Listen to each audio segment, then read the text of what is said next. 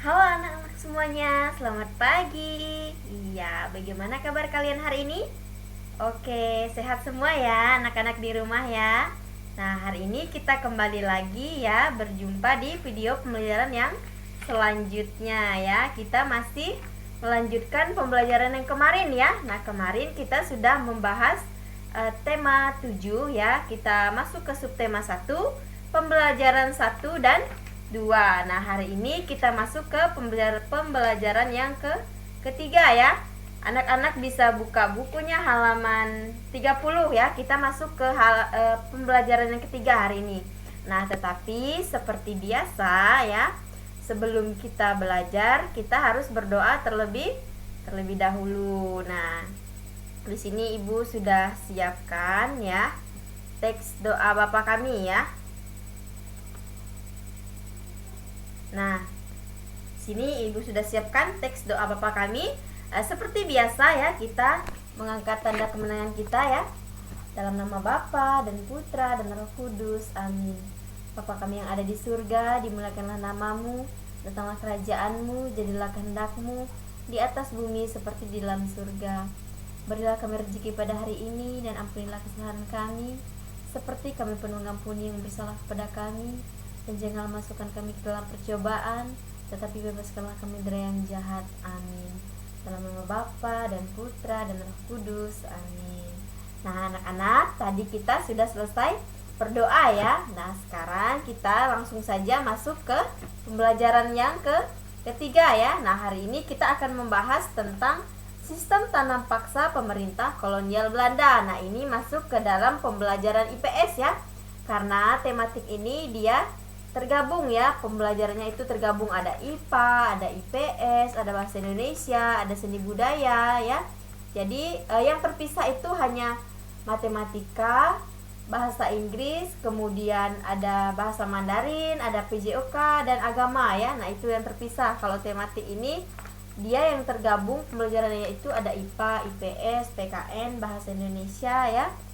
Nah, itu yang tergabung ke dalam tematik. Nah, hari ini kita masuk kepada pembelajaran yang ketiga ya. Kita masih di subtema 1, tema 7 ya, tentang peristiwa kebangsaan masa penjajahan. Nah, anak-anak bisa buka bukunya itu halaman 30 ya. Dan di situ kita akan membahas tentang sistem tanam paksa pemerintah kolonial Belanda ya. Nah, di sini Ibu sudah siapkan teksnya ya. Di sini kita akan membahas berbagai macam kebijakan pemerintah kolonial telah menyengsarakan rakyat Indonesia. Nah, salah satunya itu adalah sistem tanam paksa yang Ibu bilang tadi ya. Nah, ini dilaksanakan oleh pemerintah kolonial Belanda. Nah, kemudian apakah sistem tanam paksa itu dan apa saja pengaruh terhadap kehidupan rakyat Indonesia? Nah, mari kita cari tahu bersama-sama ya apa saja pengaruhnya, kemudian apa sih yang dimaksud dengan sistem tanam paksa ya. Nah, anak-anak bisa buka bukunya tadi itu halaman 30 sampai 31 ya.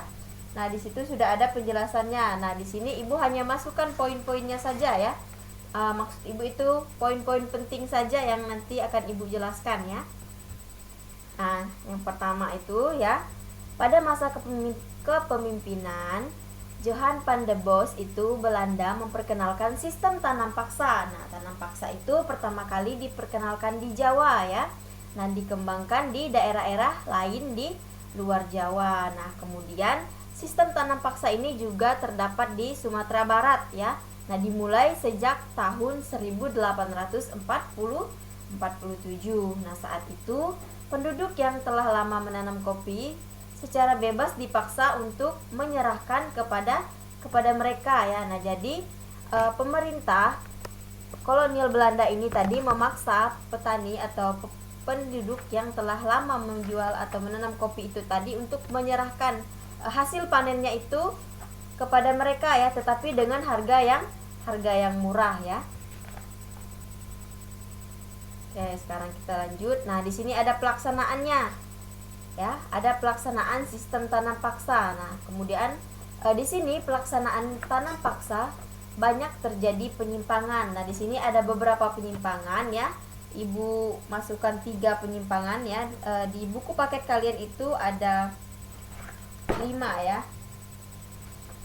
Ibu hanya masukkan poin-poinnya saja ya, poin-poin penting yang Ibu masukkan. Yang pertama itu ada jatah tanah untuk tanaman ekspor melebihi 1/5 tanah garapan. Kemudian yang kedua, tanah lebih banyak mencurahkan perhatian, tenaga, dan waktunya untuk tanaman ekspor.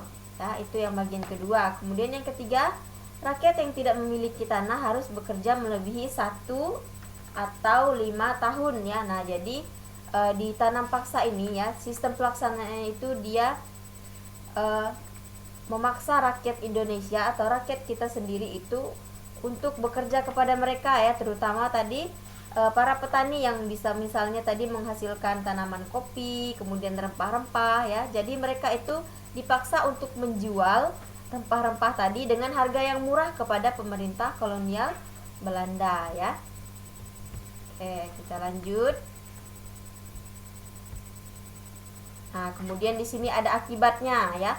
Akibat dari sistem tanam paksa yang dilakukan oleh pemerintah kolonial Belanda terhadap bangsa Indonesia. Nah, akibat penyimpangan pelaksanaan tanam paksa tersebut antara lain adalah yang pertama, banyak tanah terbengkalai sehingga panen pun gagal ya. Nah, kemudian yang kedua itu rakyat makin menderita. Kemudian yang ketiga, wabah penyakit merajalela, dan yang keempat, bahaya kelaparan melanda Cirebon. Nah, terakhir itu dan terjadi juga di Grobogan. Nah, jadi ini ada beberapa dampak dari sistem pelaksanaan tanam paksa ini tadi ya. Jadi di sini ada beberapa penyimpangan yang mengakibatkan kita bangsa Indonesia tadi dijajah dan menderita karena kolonial Belanda itu tadi. Nah, di sini ada 6 ya, ada 6 faktor yang menyimpang dari sistem tanam paksa itu tadi ya. Di antaranya adalah rakyat makin menderita, kemudian wabah penyakit juga makin merajalela, kemudian kelaparan juga di mana-mana ya melanda bangsa Indonesia. Nah, salah satunya itu ada di Cirebon dan di Grobogan ya. Nah, buka lagi bukunya itu halaman. Oke, nah di sini sudah ada ya, masukkan poin-poin pentingnya saja.